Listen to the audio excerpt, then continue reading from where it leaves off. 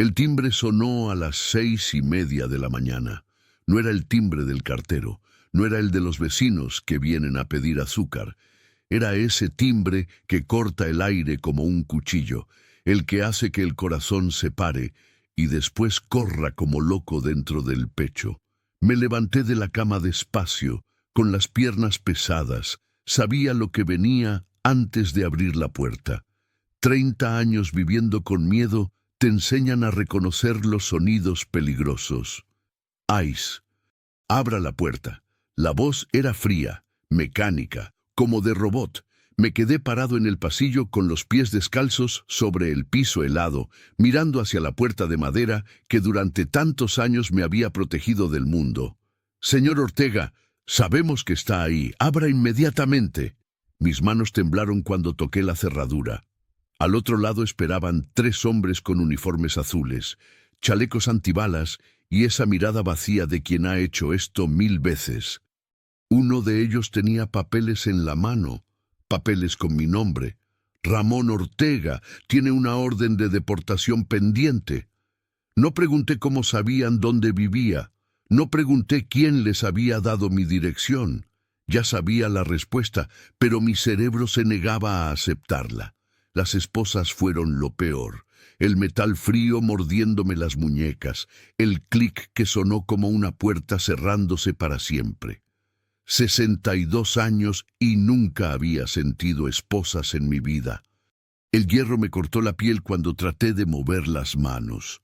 Tiene derecho a permanecer en silencio. Silencio. Había permanecido en silencio 30 años. Había trabajado en silencio, pagado rentas en silencio, enviado dinero a México en silencio. El silencio había sido mi escudo, y ahora era mi condena. Me subieron a la camioneta blanca, el asiento de plástico duro, el olor a desinfectante barato, las ventanas con rejas como una cárcel móvil. Mientras nos alejábamos de mi casa, vi a mi vecina María asomándose por la ventana, con los ojos grandes y las manos tapándose la boca. En el centro de detención me quitaron los cordones de los zapatos, el cinturón, el reloj que había comprado en Walmart hace 5 años. Me dieron un uniforme naranja que olía a cloro y me dijeron que esperara. Esperé sentado en una banca de metal, mirando el piso gris, preguntándome cómo había llegado hasta ahí. 30 años construyendo casas para otros. 30 años enviando sobres a mi madre. 30 años siendo invisible. Y ahora estaba aquí, con número de preso, esperando ver a un juez que decidiría si podía quedarme en el único país donde mis hijos habían crecido. ¿Cómo había llegado hasta ahí? Todo empezó en San Miguel de Allende, en una casa de adobe donde el agua llegaba cada tercer día y mi madre lavaba ropa ajena para comprarnos frijoles. Tenía 28 años cuando decidí cruzar. No fue decisión fácil. Dejaba atrás a Carmen, mi esposa, que tosía sangre por las noches y necesitaba medicinas que costaban más de lo que yo ganaba en un mes trabajando en la construcción. Mis 2 niños, Miguel y Javier, tenían 4 y 6 años. Miguel lloraba cada vez que yo salía a trabajar, como si supiera que un día no iba a regresar. «Papá va a mandar dinero», le decía a Carmen antes de irme. «Papá va a arreglar todo». Mentira. No sabía si iba a arreglar algo. Solo sabía que quedarme era ver morir a mi familia de a poquito. El coyote me costó todos mis ahorros. $2,000 que había juntado vendiendo mi bicicleta, mis herramientas, hasta el anillo de boda de mi papá que mi mamá me había dado. El hombre se llamaba Santos y tenía dientes de oro y manos sucias. Me dijo que el cruce iba a ser fácil. 3 días caminando, hermano. 3 días y ya estás del otro lado, ganando $. Fueron 6 días en el desierto. 6 días bebiendo agua sucia de charcos, caminando de noche con los pies hinchados, durmiendo en cuevas que olían a muerte. El segundo día, una mujer que venía con nosotros se desmayó. Santos la dejó tirada como un costal vacío. «No podemos cargar muertos», dijo. Yo quería regresar a ayudarla, pero los otros me agarraron del brazo. Si te regresas, nos jodes a todos, me dijeron. Seguí caminando. Esa fue mi primera traición en territorio americano. Dejar a esa mujer tirada porque mi miedo era más fuerte que mi conciencia. Llegué a Texas con la ropa mojada de sudor y miedo, con ampollas en los pies que me sangraron por semanas. Un primo lejano me recogió en una gasolinera y me llevó a Dallas, a un apartamento donde vivían 8 hombres como yo. Dormíamos en colchones en el piso, comíamos tortillas con frijoles de lata, hablábamos en susurros para que los vecinos no supieran que estábamos ahí. El trabajo llegó pronto. Construcción, cargar cemento, poner techos bajo el sol de agosto, limpiar casas que valían más que todo lo que yo había visto en mi vida. El patrón se llamaba Johnson y pagaba la mitad de lo que les pagaba a los americanos, pero para mí era una fortuna. $100 al día. Más dinero del que había visto junto en toda mi vida. Cada domingo iba a Western Union y mandaba $80 a Carmen. 20 me quedaban para comer, para el cuarto compartido, para los zapatos de trabajo que se rompían cada 2 meses. ¿Cómo está Miguel?, le preguntaba por teléfono. Pregunta por ti todos los días, me decía Carmen entre toses. Dice que cuándo va a venir papá a llevarnos en avión. Avión. Mi hijo soñaba con aviones y yo soñaba con poder traerlos algún día. Pero cada mes que pasaba, cada año, la distancia se hacía más grande. Ellos crecían sin mí y yo envejecía sin ellos. Los años se volvieron rutina. Levantarme a las 5, trabajar hasta que se metiera el sol, regresar al apartamento lleno de hombres que olía a sudor y nostalgia. Los domingos mandaba dinero y hablaba 5 minutos por teléfono. Entre semana, silencio total. No existía para el mundo. Era un fantasma con manos callosas. Johnson me trataba como a una herramienta. Ramón, ven acá. Ramón, carga esto. Ramón, limpia aquello. Nunca me preguntó de dónde venía o si tenía familia. Para él, yo era trabajo barato y callado. Perfecto. La regla en el apartamento era simple. No llamar la atención, no hacer ruido, no pelear con nadie, no beber en la calle, no hablar con la policía, no existir más de lo necesario. Vivíamos como ratones en las paredes de un país que necesitaba nuestras manos pero no quería vernos la cara. Después de 5 años, me mudé solo a un cuartito detrás de una casa. $100 al mes, baño compartido, pero era mío. Por primera vez en Estados Unidos dormía sin escuchar los ronquidos de otros 7 hombres, y ahí empezó mi verdadera prisión, la soledad, el miedo constante, la culpa de haber dejado crecer a mis hijos sin padre, la jaula invisible donde cada día era igual al anterior y al siguiente, pero seguí mandando dinero, seguí siendo invisible, hasta que un día ya no pude más. La llamada llegó un martes por la noche, año 2010, 15 años después de haber cruzado. Carmen murió ayer, me dijo mi hermana Esperanza con voz quebrada.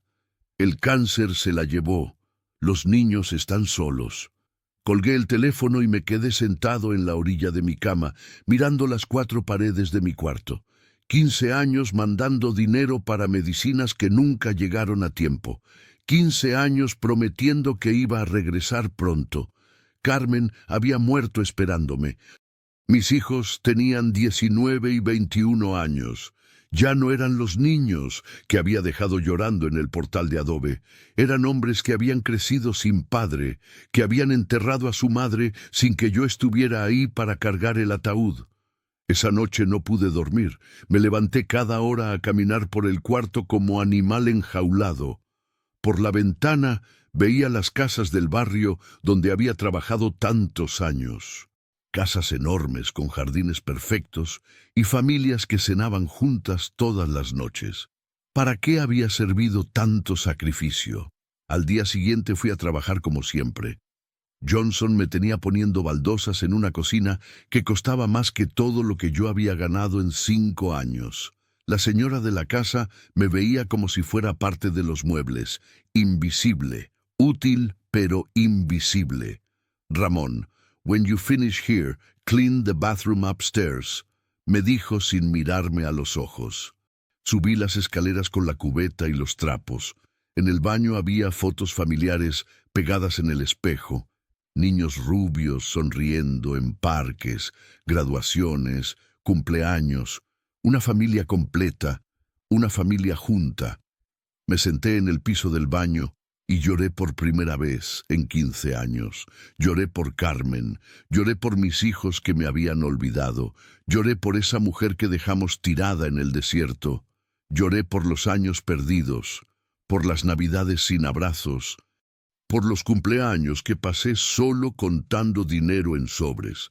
Cuando terminé de limpiar, la señora me pagó y se fue. No me preguntó por qué tenía los ojos rojos. No le importaba.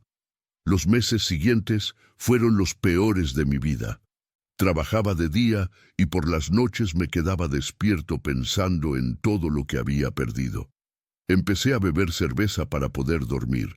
1, después 2, después media docena. Hablaba solo en español mientras caminaba por las calles vacías del barrio. Los vecinos me veían raro, pero yo ya no me importaba quedar invisible. El dolor era más fuerte que el miedo. Un domingo llamé a Miguel, mi hijo menor. «Papá», me dijo. Su voz sonaba extraña, como de adulto que no me conocía bien. «Quiero que vengan para acá», le dije. «Ya junté dinero.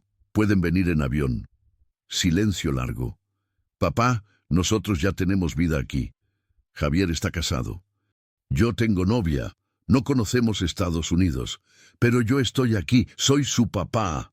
«Sí, pero han sido muchos años, papá». Colgué el teléfono y entendí que había perdido más que una esposa. Había perdido a mis hijos también. Esa misma semana, Javier me llamó, mi hijo mayor. «Papá, quiero ir para allá. Miguel no quiere, pero yo sí. Quiero conocer dónde has vivido todos estos años». El corazón me brincó en el pecho. Después de tanto dolor, una luz. Javier llegó 3 meses después. 28 años, igual que yo cuando crucé. Alto, moreno, con las manos grandes como las mías. Pero tenía algo en los ojos que me daba miedo. Una dureza que no recordaba en el niño que había dejado. «Este país está lleno de oportunidades», me decía mientras manejaba por las calles de Dallas. «Aquí se puede hacer dinero de verdad». Le conseguí trabajo con Johnson. Le enseñé a cargar cemento, a poner techos, y hablar lo menos posible con los americanos.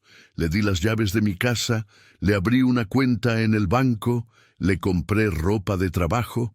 «Ahora somos un equipo», le decía, padre e hijo trabajando juntos. Pero Javier no quería trabajar en construcción para siempre. Por las noches estudiaba inglés en computadoras de la biblioteca. Hablaba de conseguir licencia para manejar tráiler, de abrir un negocio, de comprar una casa más grande. «Papá, tú has vivido como ratón 30 años», me decía. «Yo no voy a vivir así». Tenía razón, pero sus palabras me dolían. Había vivido como ratón para darle a él la oportunidad de vivir como hombre. Los primeros meses fueron buenos. Trabajábamos juntos, cenábamos juntos, veíamos televisión en español los domingos. Por primera vez en 20 años no me sentía solo. Pero algo estaba cambiando en Javier. Lo veía contar dinero por las noches, hacer llamadas en inglés que yo no entendía, llegar tarde del trabajo con olor a perfume de mujer. «¿Todo está bien, hijo?» «Sí, papá, todo perfecto». Mentía. Yo sabía que mentía, pero no sabía por qué. Una noche lo escuché hablando por teléfono en voz baja. Estaba en la sala, pensaba que yo dormía. «Deportarlo sería lo mejor», dijo. «Así nos quedamos con todo». El mundo se me paró. Mi propio hijo, mi sangre, hablando de mandarme de regreso a México. Me quedé paralizado en el pasillo. con el corazón pegándome en la garganta, preguntándome si había escuchado bien. Había trabajado 30 años para que mi hijo soñara con mi desaparición. Los días siguientes fueron una pesadilla.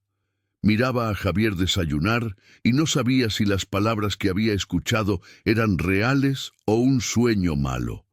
¿Mi propio hijo quería deportarme o había entendido mal? Me quedaba despierto por las noches escuchando cada ruido de la casa. ¿Estaba Javier haciendo llamadas otra vez? ¿Estaba planeando algo contra mí? El miedo me comía por dentro como ácido. Durante el día trabajábamos juntos como siempre, pero yo lo miraba de reojo, preguntándome qué pasaba por su cabeza. Él parecía normal. Sonreía, me pasaba las herramientas, me preguntaba si quería más café, pero por las noches yo no podía dormir. El viernes de esa semana, Johnson nos mandó a arreglar el techo de una casa en Oak Cliff. Era una casa vieja donde vivía una señora mexicana que se llamaba Esperanza, como mi hermana. ¿De dónde son ustedes?, nos preguntó mientras tomábamos agua en su cocina. De San Miguel de Allende, le dije. ¡Ay, qué bonito! Yo soy de Michoacán. Llegué hace 15 años. Esperanza tenía como 50 años, pelo gris recogido, manos suaves de quien no trabajaba en construcción. Me recordó a mi mamá.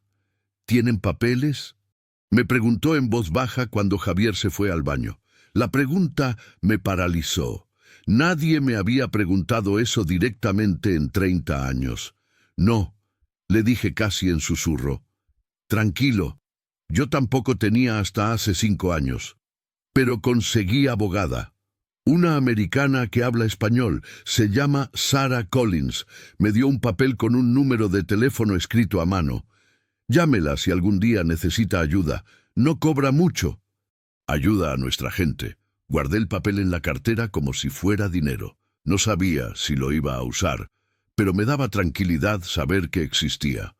Esa noche, mientras Javier veía televisión, fui al baño y saqué el papel. El número estaba escrito con pluma azul. 214-555-7829. Sarah Collins, attorney. ¿Sería verdad que había abogados que ayudaban a gente como yo? El sábado, Javier salió temprano.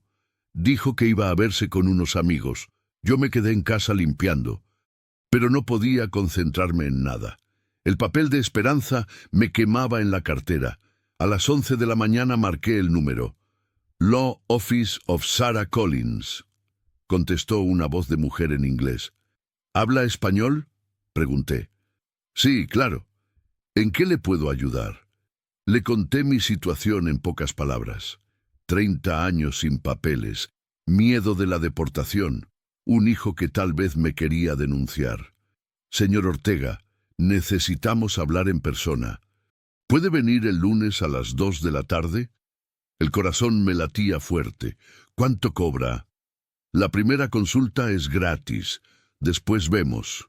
Colgué el teléfono con las manos temblando. Por primera vez en semanas, sentí algo parecido a la esperanza. El lunes llegué a la oficina de Sarah Collins 20 minutos antes. Era un edificio pequeño en una calle llena de talleres mecánicos y tiendas de segunda mano. No era como las oficinas elegantes de los abogados americanos que salían en la televisión. Sarah era una mujer joven, tal vez de 35 años, cabello castaño, lentes, vestida simple pero limpia. Me recibió con una sonrisa que parecía verdadera. Señor Ortega, cuénteme su historia desde el principio. Le conté todo. El cruce del desierto, los 30 años trabajando, la muerte de Carmen, la llegada de Javier, las palabras que había escuchado esa noche. Sarah tomaba notas en una libreta amarilla. No me interrumpía, no me miraba raro, no me hacía sentir como criminal. ¿Tiene alguna prueba de que su hijo planea denunciarlo?, me preguntó. Solo lo que escuché, pero estoy seguro de lo que dijo. ¿Ha notado otras cosas extrañas, llamadas raras, comportamiento diferente? Le conté de las llamadas en inglés, de los olores a perfume, de las miradas que me daba cuando pensaba que yo no lo veía. Señor Ortega, usted necesita estar preparado. Si realmente su hijo está planeando denunciarlo, pueden venir por usted en cualquier momento. El miedo me apretó el estómago como un puño. ¿Qué puedo hacer? Primero, vamos a preparar su caso de asilo. Usted ha estado aquí 30 años. Ha pagado impuestos. No tiene récord criminal. Tenemos argumentos. ¿Asilo? Sí. Podemos argumentar que regresar a México sería peligroso para usted. La violencia, la pobreza, la falta de atención médica a su edad.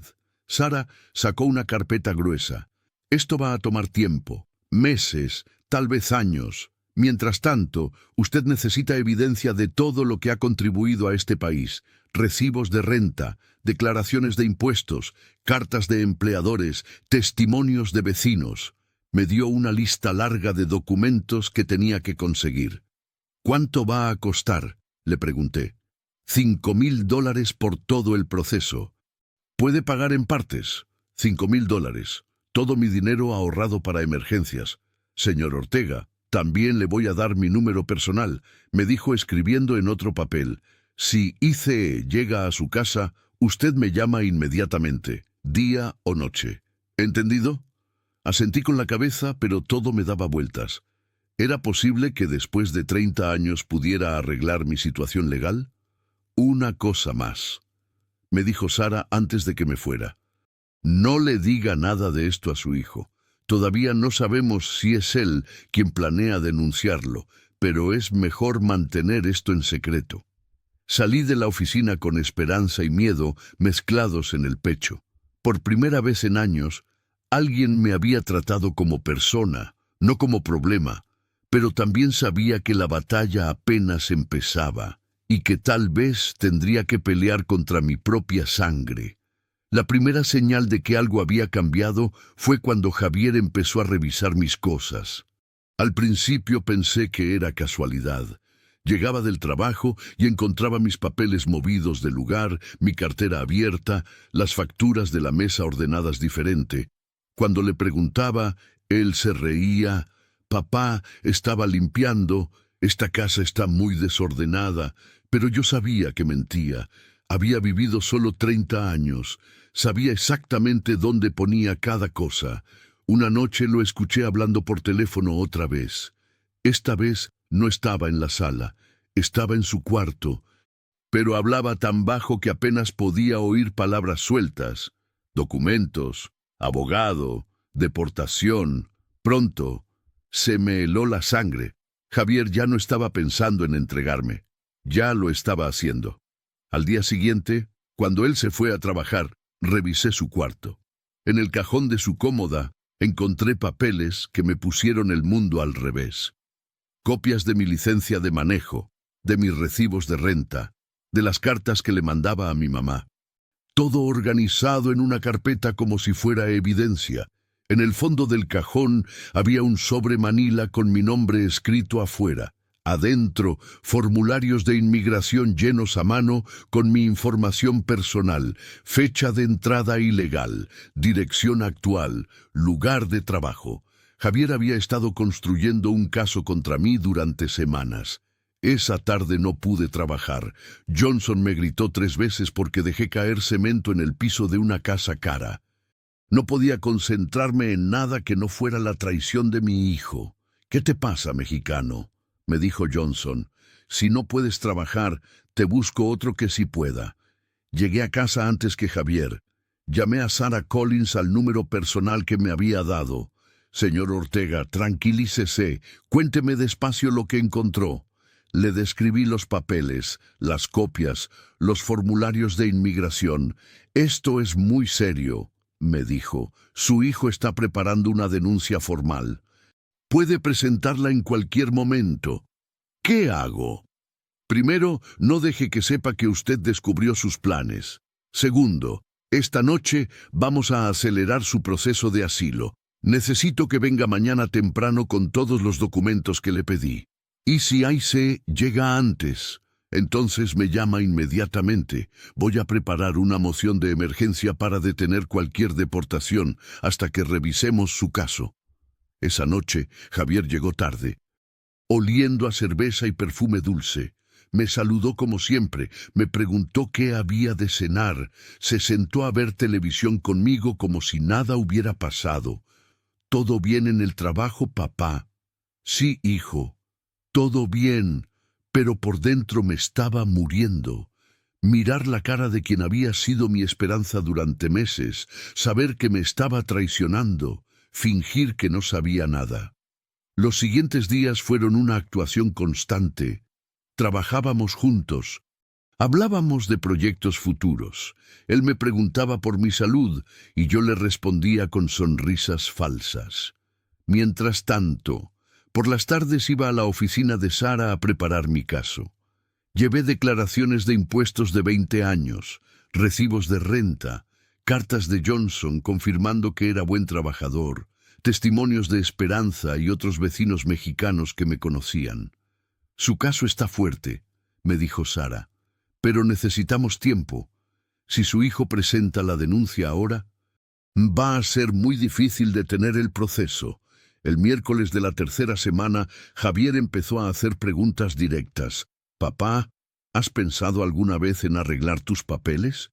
La pregunta me cayó como balde de agua fría.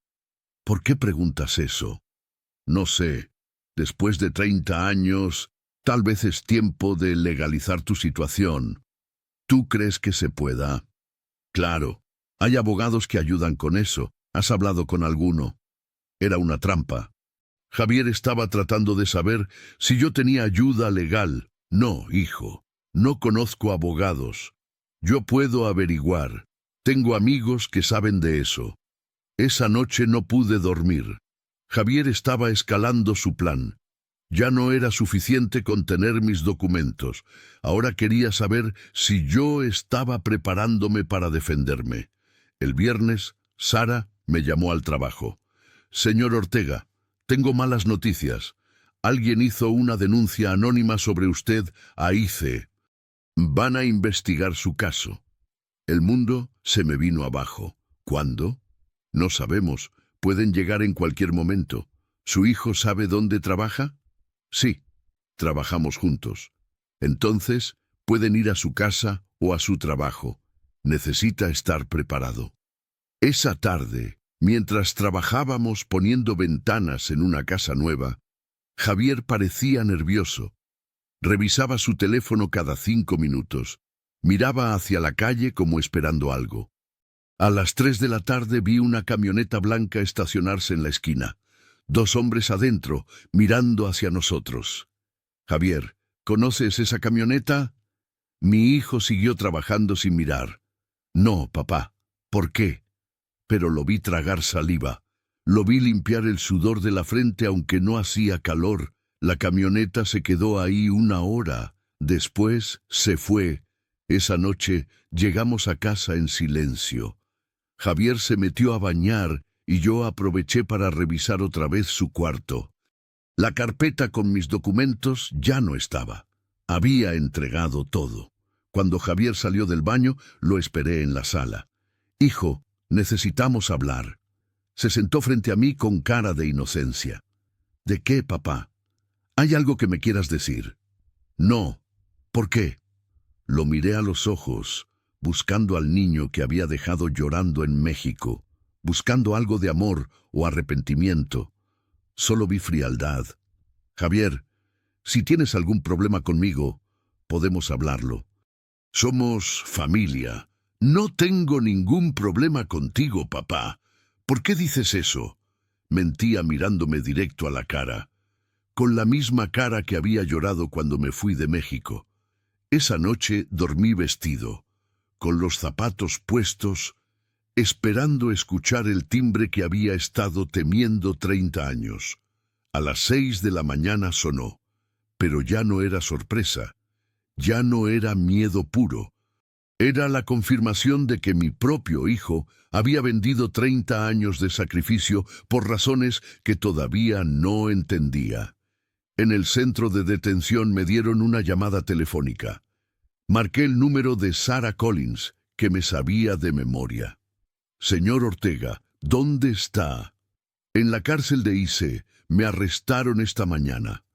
Tranquilo, ya sabía que esto podía pasar. ¿Le dijeron cuándo es su audiencia? Mañana a las 2 de la tarde. Perfecto, voy a estar ahí. ¿Su hijo sabe que usted tiene abogada? No, mejor, él va a llevarse una sorpresa.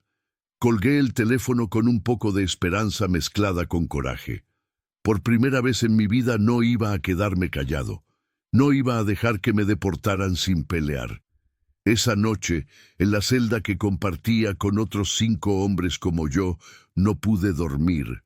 Uno de ellos, un salvadoreño llamado Carlos, había estado ahí 3 meses esperando su deportación. ¿Primera vez?, me preguntó. ¿Sí? ¿Tienes abogado? Sí. Entonces tienes chance. Los que no tienen abogado se van derechito al avión. Me contó historias de hombres que habían vivido en Estados Unidos 20, 30 años y que fueron deportados en 2 semanas. Hombres con hijos americanos, con negocios, con casas pagadas. IC no tenía corazón. ¿Por qué te denunciaron?, me preguntó. La pregunta me dolió como puñalada. Mi hijo. Carlos se quedó callado por un momento. Hijo de puta, murmuró. Perdón, hermano, pero eso está cabrón. Al día siguiente me llevaron esposado a la corte. Era un edificio gris lleno de familias llorando en los pasillos. Niños americanos abrazando a papás que iban a ser deportados. Esposas pidiendo clemencia a abogados que cobraban miles de dólares. En la sala de audiencias vi a Sarah Collins sentada en la primera fila. Vestía traje azul marino y tenía una carpeta gruesa en las manos. Cuando me vio, me sonrió y me hizo una seña con la cabeza que significaba «todo va a estar bien». También vi a Javier. Estaba sentado en la parte de atrás, vestido con la camisa que yo le había comprado, mirando hacia el piso como si no quisiera que yo lo viera. El juez era un hombre mayor, blanco, con lentes y cara de cansado. Había visto miles de casos como el mío. Ramón Ortega leyó en sus papeles entrada ilegal en 1995, trabajando sin autorización, orden de deportación. Sara se levantó. Su honor, mi cliente solicita asilo político y cancelación de deportación bajo la sección 240A. El juez levantó las cejas. No esperaba que yo tuviera abogada. ¿En qué bases? Señor Ortega ha estado en Estados Unidos 30 años. Ha pagado impuestos, no tiene récord criminal. Y regresar a México representaría un peligro extremo debido a su edad y las condiciones de violencia en su región natal. Sara puso una pila de documentos en el escritorio del juez. Todas las pruebas que habíamos recopilado durante semanas. Además, su honor, hay evidencia de que la denuncia contra mi cliente fue hecha por motivos personales y familiares, no por interés público. El fiscal de ICE se levantó. Su honor, el señor Ortega ha violado las leyes de inmigración durante 30 años. El tiempo que ha estado aquí ilegalmente no es excusa para su estatus. ¿Tiene algo que decir, señor Ortega?, me preguntó el juez. Me paré despacio. Las esposas me pesaban en las muñecas como cadenas. Su honor, yo no vine aquí a robar trabajo a nadie. Vine a trabajar. Durante 30 años he construido casas, he pagado rentas, he mandado dinero a mi familia en México. Nunca he lastimado a nadie, nunca he cometido crímenes.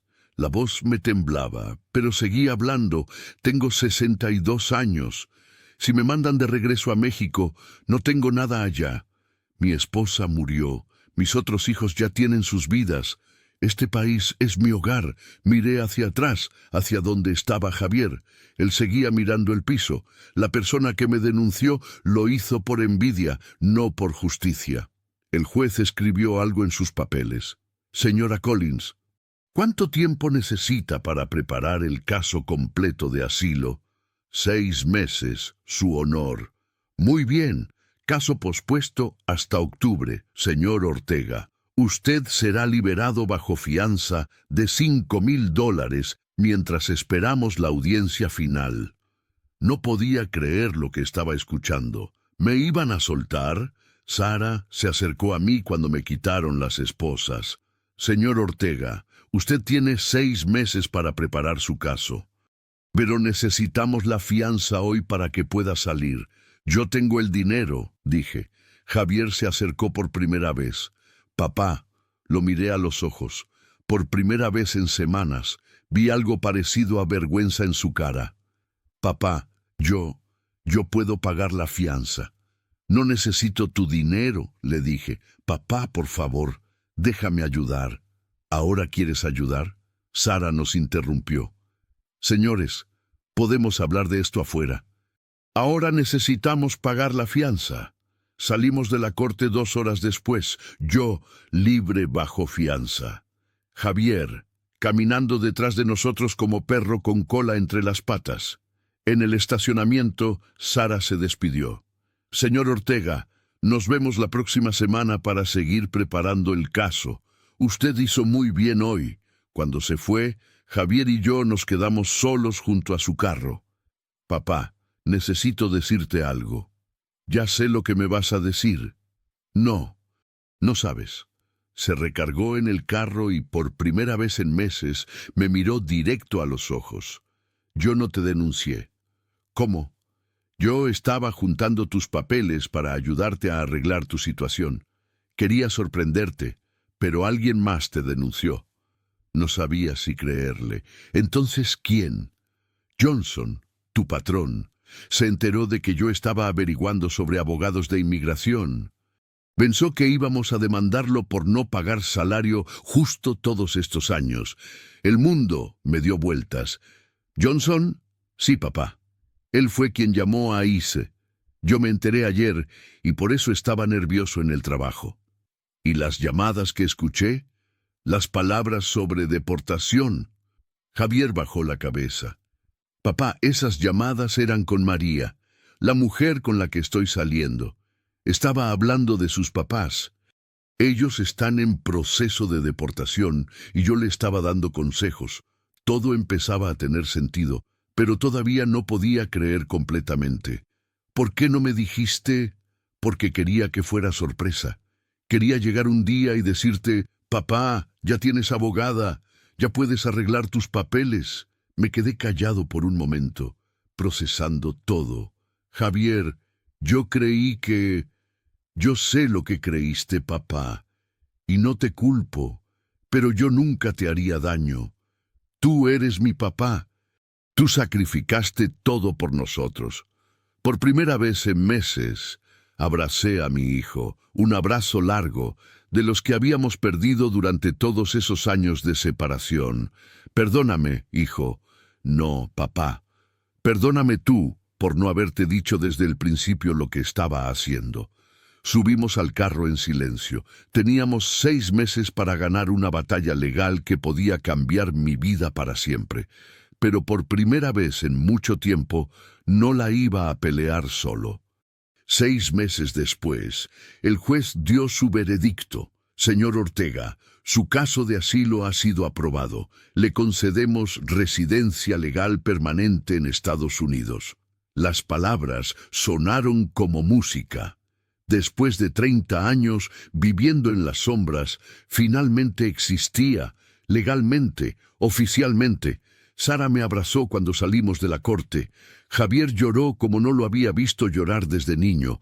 Hasta el traductor de la corte me felicitó en español. «Papá, ya no tienes que esconderte más», me dijo Javier en el estacionamiento. Tenía razón. Por primera vez en 30 años podía caminar por la calle sin mirar por encima del hombro. Podía hablar con policías si necesitaba ayuda. Podía viajar. Podía visitar a mi familia en México y regresar sin miedo. Pero lo más importante, podía ayudar a otros. Hoy trabajo en la misma construcción, pero ya no para Johnson. Él tuvo problemas legales por no pagar salarios justos y tuvo que cerrar su negocio. Ahora trabajo para una compañía mexicana que trata bien a sus empleados y paga lo correcto. Los sábados voy a la oficina de Sarah Collins como voluntario. Traduzco para otros inmigrantes que no hablan inglés, les explico los papeles que tienen que llenar, les cuento mi historia para que sepan que sí se puede ganar. Señor Ortega, me dijo una señora hondureña el sábado pasado, usted me da esperanza. Esa frase me da más satisfacción que cualquier cheque de trabajo. Javier y yo compramos una casa juntos. No es grande, pero es nuestra. Él maneja su propio negocio de jardinería y yo lo ayudo los fines de semana. Trabajamos bien juntos. Ahora que no hay secretos entre nosotros, cada día es más fácil. Se casó con María, la mujer de las llamadas telefónicas que yo pensé que eran sobre mi deportación. Es buena mujer, de El Salvador. Con papeles en regla, me cocina pupusas los domingos y me trata como si fuera su papá. Miguel, mi hijo menor, vino a visitarnos desde México el año pasado. Trajo a sus 2 niños, mis nietos, niños que no sabían que tenían abuelo en Estados Unidos. Papá, perdón por haberte juzgado mal cuando te dije que no quería venir, me dijo. No entendía todo lo que habías sacrificado. Ahora entiende. Ahora los 2 entienden. Me hice ciudadano americano hace 3 meses. El día que hice el juramento fue el día más orgulloso de mi vida. Javier y María estaban ahí, tomando fotos, gritando cuando dijeron mi nombre. Ramón Ortega, ciudadano americano. 65 años esperando escuchar esas palabras. No todo es perfecto. Todavía extraño a Carmen todos los días. Todavía me duele haber perdido tantos años de la infancia de mis hijos. Todavía pienso en esa mujer que dejamos en el desierto hace 30 años. Pero también aprendí que nunca es demasiado tarde para cambiar las cosas. Nunca es demasiado tarde para buscar ayuda. Nunca es demasiado tarde para decir la verdad. El otro día, un joven guatemalteco llegó a la oficina de Sara con la misma cara de miedo que yo tenía hace 2 años. No tengo dinero para abogada, me dijo. No sé qué hacer. Tranquilo, le dije. Vamos a buscar la manera. Siempre hay manera. Le conté mi historia. Le expliqué que él también tenía derechos, que también podía pelear, que también podía ganar. ¿De verdad cree que puedo arreglar mis papeles? Hermano, si yo pude después de 30 años, tú también puedes. Esa es mi misión ahora. Ayudar a otros que están donde yo estuve. Ser la voz que les diga que no se rindan, que busquen ayuda, que no vivan en el miedo para siempre. Porque vivir con miedo no es vivir, es sobrevivir. Y después de 30 años sobreviviendo, finalmente estoy viviendo. A los que están leyendo esto, a los que están pasando por lo mismo que yo pasé, no se queden callados. Busquen ayuda, hablen con abogados, hablen con organizaciones que apoyan a inmigrantes, hablen con sus familias. No importa cuántos años lleven sin papeles, no importa cómo llegaron, no importa si alguien los amenaza o los chantajea. Siempre hay esperanza, siempre hay una manera de pelear. Y si yo pude hacerlo a los 62 años, ustedes también pueden. La diferencia entre salir adelante y quedarse perdido a veces es solo una llamada telefónica, un número en un papel arrugado, una conversación con la persona correcta. Nunca pensé que mi propia historia terminaría así, con papeles en regla, con familia unida, ayudando a otros a encontrar su camino. Pero aquí estoy, legal, libre, en paz y dispuesto a seguir construyendo puentes para los que vienen detrás.